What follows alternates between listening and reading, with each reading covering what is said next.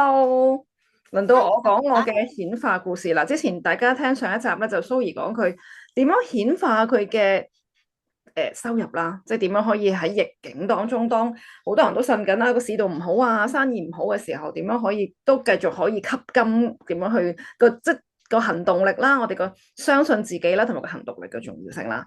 咁我今日就講下我嘅顯化故事係比較搞笑嘅。即係其實咧，嗯，我係原來即係我係到真係講緊，之前有講過，我係可能5年前度先開始接觸一啲身心靈嘅書籍啊、YouTube 啊，咁先開始接觸，慢慢睇啊，慢慢聽嘅。咁之前其實咧，我都有聽過即係吸引力法則呢樣嘢，即係隱約都好似以前有睇過秘密啊咁啊，但係睇完就過目即忘，掉成本書都覺得咁鬼悶嘅，掉鬼咗咁樣嗰啲咧，咁即係俾人哋掉鬼咗噶啦。咁跟住咧。但係到慢慢睇翻與神對話啦，其實裏邊令佢當中有本叫做比神更快樂啦，其實都係講緊吸引力法則，講顯化嘅。咁就慢慢就發覺樣好搞笑嘅嘢啦，就係咧，其實我咧係一個唔跟規矩做嘢嘅人嚟嘅，即係我個 background，我係一個 accountant，我係一個 tax accountant，係一個稅務會計師嚟嘅以前，即係我讀 accounting 出身，但係我係一個冇規矩嘅人，即係我好怕。都係啊，我好怕俾啲1、2、3、4、5啲 steps 咧框住人嚟嘅，即係你叫我跟 steps 咧，我係可以嘅，絕對可以。但係我如果有得跳出嚟咧，我會跳出嚟嘅。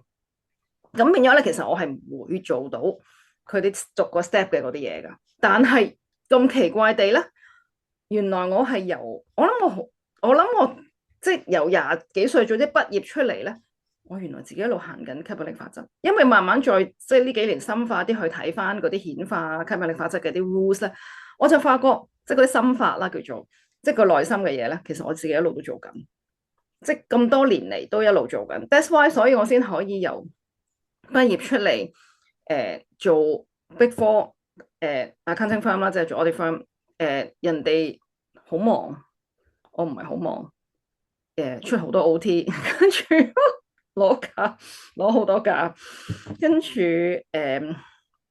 結果亦轉咗另外一份工，我可以你講緊10幾年前，我已經可以 work from home，係啦，咁啊一個好 junior 嘅 grade，但係我攞緊 manager 嘅人工。當年，因為我試過，我以前喺 Big Four 同舊同事同我講嘅，即係介紹啲工俾我嘅。跟住我去咗間 tax 嘅，做一間大公司嘅 in house 度做 tax 啊嘛。跟住佢係咁話介紹啲工俾我，佢話你應該係即係話我係 under qualify 咗嘅，即係我以我個 grade 唔應該做呢個 staff 呢個位嘅咁樣啦。跟住我話咗俾佢知個人工之後，佢就話咁得啦，你唔使揾工。我話係，我而家攞緊個 junior 個 grade 乜都唔使負責，但係我攞緊你嘅人工，咁我點解要揾工啊？我話咁樣。啊，係啊，跟住所以跟住慢慢即係嗰下係仲未識諗嘅，但係跟住而家就回望翻啦，究竟發生緊咩事？係啦，再講就係繼續做到嗰份工，做到間公司執咗笠，跟住就出咗嚟創業做教育中心，同個鬼佬 partner 開教育中心，跟住再做之後就再買盤，就開始做寵物精油嘅。咁成件事咧係原來再回望翻係因為我當年其實個信念好強嘅就係、當年出嚟做嘢嘅時候，首先第一個信念我而家先突然間醒起嘅，我以前細個咧覺得做全職家庭主婦咧係好冇用噶，我媽嗯，即係我覺得我嗯，媽呢啲，即係我媽其實好叻嘅，而家我好欣賞佢噶，以前係覺得梗係要做職業女性啦，即係我唔係覺得我媽冇用，而係我覺得做 housewife 唔係一個可以 fully utilize 到個人生嘅嘢嚟嘅，梗係要出去揾錢噶啦，即係要做職業女性啦。咁本身我讀得書噶嘛，一個即係咁啊，梗係覺得做職業女性好啦。咁跟住出到嚟做嘢做咗幾年咧，就發覺唔係啊，做家庭主婦好好噶，即係嗰陣時咧已經覺得原來其實做家庭主婦先好。好啦，呢個已經係我原來一個深植咗喺我腦裏面嘅一個念嚟噶，第一個念家庭主婦。而家我真係炒埋工人自己煮緊飯啊喺屋企。第二個念就係，因為嗰時開始結咗婚之後開始養狗啦。其實我之前有養隻細狗噶啦，即係做女嘅時候不嬲都有養狗嘅。跟住之後結婚就養拉布拉多、養金毛啦。咁啊，即係呢啲係要高運動量嘅品種狗種嚟噶嘛。咁我就更加覺得我好想多啲時間陪佢哋，因為我本身係好中意上山下海嗰啲，咁啊有佢哋陪我好開心。咁啊，另外一個念咧就係我要揾一份工係可以陪住佢哋嘅。咁啊，慢慢嚟啦，即係當然啦，我唔係一諗就即刻第二年就成功啦。成件事係可能講緊慢慢嘅轉接嘅，即係由 accounting firm 跟住我去做 in house，跟住去創業，跟住就到而家做精油咁樣。講緊可能係成件事係講緊廿幾年嘅事啦，廿年啦。咁但係你覺得哇，廿年嘅顯化好辛苦喎，咁樣啦，係咪？咁又其實而家回望翻咧，又唔係好辛苦喎。點解咧？係因為其實有啲位咧都同 Zoe 上一集嘅分享咧好似嘅，就係唔係太大嘅計算。我落咗個念頭，我想過一個點樣嘅生活，我 visualize，即係我腦裏邊係有個 有個影像，同埋你會去想像你究竟，即係唔係淨係得個講啊，淨係會諗埋出嚟啊！你要諗埋出嚟，你要有感受，覺得咁樣哇好正啊！又可以同佢去街好正啊！咁要諗埋嘅。咁跟住咧，再加埋咧就唔再去計算啦，冇任何嘅計算嘅，即真係慢慢去做。即係譬如話，因為我嘅念係要翻屋企陪狗，當然唔可以即刻可以24小時陪佢哋啦。但係你諗下喺 accounting firm 做，我即係當然好多朋友仔嗰陣時係做到天昏地暗噶嘛。但係我係講緊我嘅目標係因為我哋嗰時夜晚咧有班街坊喺樓下放狗嘅。就9點零一定要去到，即係9點半前我一定要去到。如果唔係咧，就我隻狗落到去就冇朋友噶啦，咁可能玩一陣，玩到10點半就散。即係我太夜落到去，佢就冇朋友玩噶啦。咁我就每一日咧就同我隔離嘅同事喺度鬥早放工嘅，即係人哋嗰啲搏表現咧係死冇爛磨噶嘛，做 Big 4嗰啲係咪？我嗰啲唔係嘅，我就唔出聲唔講嘢嘅，平時乜都唔 social。總之我就8點前我一定要走，因為我要9點翻到屋企，我喺半個鐘頭內我要食飯啦，可能要洗下衫啊，整下少少家務。9點半我就一定帶我哋狗落街嘅。係啦，咁就好趕嘅。總之一翻到去嗰時就咁，跟住因為你已經有念係，總之我不斷知道我要嘅就係要陪佢哋。係你隻狗幫咗你願望成真。係啊，即係我要陪佢哋。俾個動力你啊。係啊，咁我就所以就可以做到好多呢啲嘢啦，即係好多個動力。即係你唔係淨係發咗個念之後就劈埋咗一邊嘅，而係一定好多嘅行動力去做。即係唔係一下地可以唔使做唔使翻工，而係我會喺好多層面上邊都會揾辦法去咁做。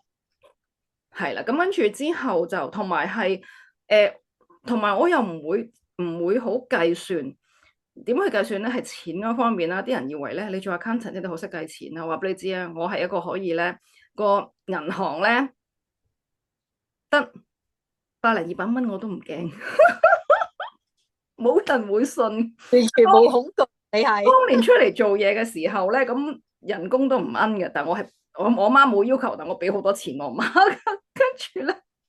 跟住嗰時嘅男朋友即係而家老公咧，去澳洲讀書啦，咁我又要過去飛去探佢啦，咁嗰啲，早知咧我就儲唔到錢乜滯㗎，完全儲唔到錢嘅銀行，即係可能搭飛機上去澳洲探佢嘅時候咧，我戶口得翻100蚊嘅，我唔驚。難以想象喎，我唔驚㗎，我真係唔驚㗎。即係如果你越多恐懼咧，你可能會 draw 更加多嘅缺翻嚟啊！呀，真係啊！所以我呢個都突然間諗起嘅啫，呢樣嘢我都係完全冇。係啦，你呢個真係勁，我冇。我應該冇同大家講過呢樣嘢嘅，我真係突然間諗起嘅啫。因為我以為你好有錢，從來都唔會覺得你戶口得100萬。我係一個唔會理錢嘅人。你話你戶口要100萬，我都信，唔會話覺得你戶口得100蚊咯。我係可以做到咁噶，我係完全即係完全係，因為可能我就係冇咗嗰份，唔知點解冇咗嗰種恐懼。所以你唔會擔心，即係你越擔心缺錢咧，又或者我知有啲朋友咧，可能係佢越覺得自己冇，我要好努力揾，跟住唔知點解啲錢就會使晒。即係你揾完翻嚟咧，就硬係有啲可能係屋企個冷氣又壞咗啊，跟住唔知阿媽又病咗睇醫生又使咗筆錢嘅，硬係會有啲咁嘅嘢㗎。但係我係冇呢啲恐懼。咁我即係你嗰時係啊，嗰時又對住緊同我媽住緊㗎嘛。冇錢咪翻屋企咯，即係放工咪翻屋企咯，係咪？實有飯食嘅，有地方住，有咩好驚啫？係咪？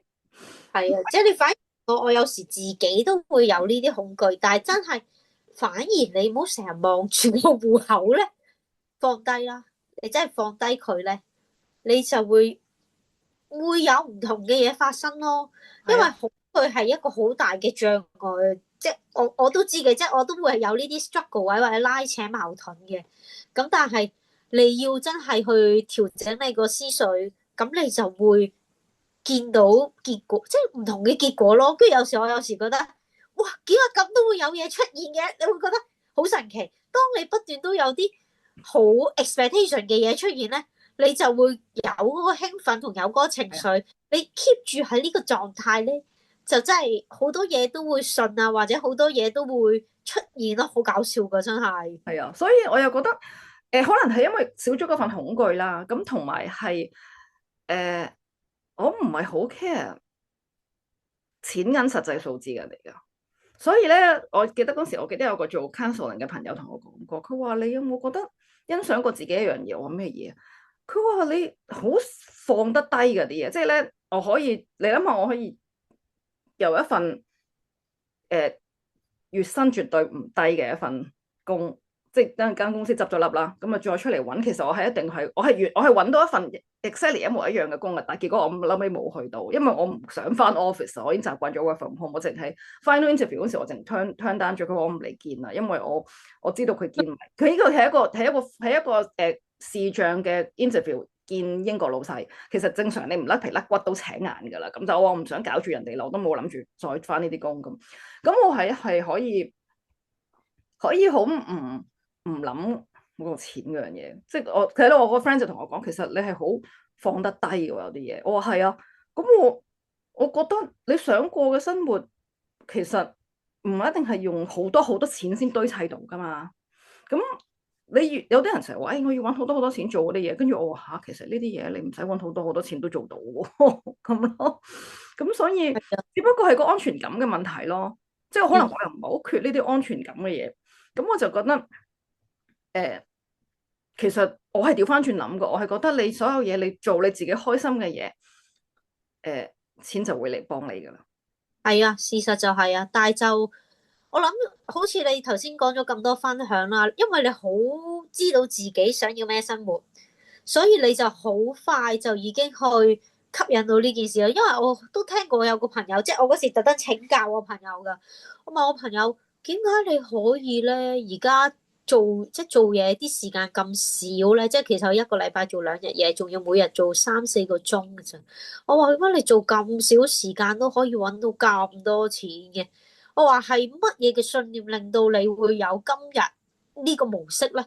佢又係同 Kitty 好似噶，啱啱出嚟做嘢，就係有個念頭，點解啲人咁浪費時間嘅？佢話其實翻工根本就唔需要翻每日9個鐘，翻5日。佢話如果你有效率地工作，其實可能2日已經做晒啲嘢噶啦。佢唔明點解有一個咁嘅工作制度同工作模式咯。我相信其實喺呢啲位，佢同 Kitty 好似就係點解要喺呢個框入邊框住咗呢件事咧？咁當然係啦，但係係啦，你話大傳統冇辦法嘅時候，都係真係冇嘅。咁但係佢嗰時就係諗咯，就係因為呢個諗法，而家佢就創造到呢件事啊！我話哦，原來以前你呢個諗法已經係利用緊吸引力法則。咁當然大家都係唔知啦，但係佢當時有呢個想法咯。另一個 point 我覺得咧係點解啲人即係可能啲人會覺得唔信啦，或者你又係咁啫，個個都係咁咩？冇錢食屎啊？點唔驚啊？喂，瞓天橋底咩？即係實會有好多人去有呢啲challenge 啦。但係其實我覺得係根本佢哋都唔知自己人生真正想要咩，因為好多人就話，梗係想要中6合彩啦，梗係想做百萬富翁啦，做李嘉誠個仔啦。你講埋呢啲廢話，根本你就唔係想。我想補充一樣嘢就係你頭先講，當然啦，我哋要憂柴，即係要憂柴憂米。有啲人可能係真係要解決咗日常所需先，即係要交租、要開飯、要養小朋友、養妻活兒，一定要嘅。即係呢樣嘢，你 create 得你呢個咁嘅實相嘅時候，咁你梗係要做一啲份工去 sustain 咗呢樣嘢先嘅。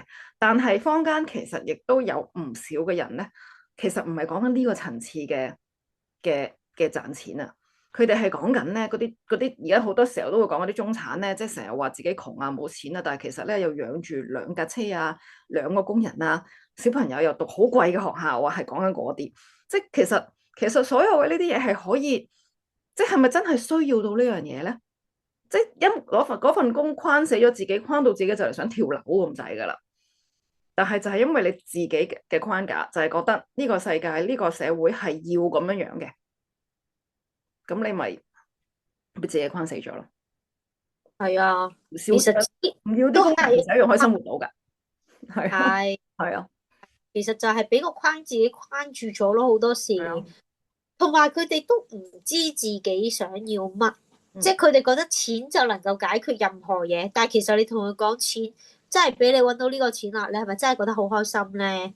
即係我都曾經就諗啊，揾到6位數其實都應該有啲 feel，有啲開心或者點啦。但係當你有一次即係試過咁嘅時候，你發現其實冇乜感覺㗎喎，咁你就開始會反思啦。咁你唔係因為錢而有呢個感覺，而係因為你做嗰件事嘅過程，令到你有呢個情緒喜悅，所以你先有呢個錢嚟咯。呢個係即係調轉佢思考嘅方式咯。但係呢個就徹底，即係真真實實係點解你會值得有呢樣嘢出現咯？自我價值咯，都係一個好大嘅課題。每一次，好似好多好多，我哋可能之後嚟緊都會有啲小故事嘅分享。其實刮到最底都係自我價值。咁大部分都係嘅，真係。係咁，但係即係我又覺得係啊，係你願意睇嘅時候，你就會知咯。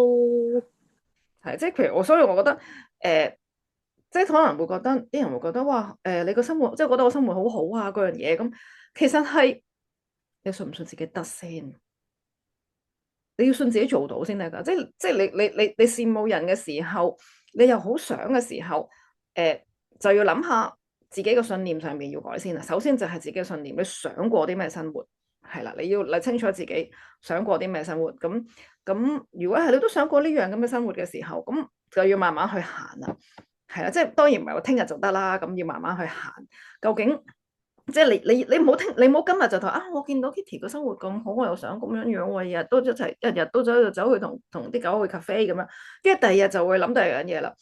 唔係喎，我又好想工作上闖一番事業喎，咁樣闖一個地位。好矛盾喎。係有啲人係咁噶，即係翻到公司見到啲同事嗰啲爭鬥咧，佢又想加入去噶啦，蝕底咗嘛，唔爭。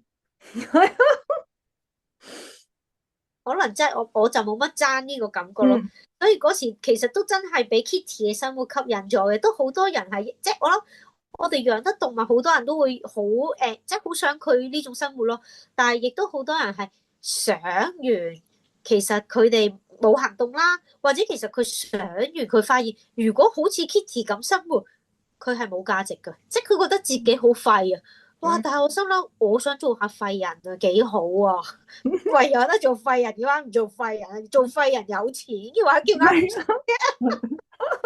我就話我中目標係躺平，但係有錢，但係個躺平即係唔係瞓覺嗰種躺平咯，係真係好 enjoy 生活，中意 meditation，中意每朝就出去同啲植物啊動物傾下偈，哇幾爽啊！呢啲生活，我成日係啊。每一日都去預演緊呢樣嘢出現。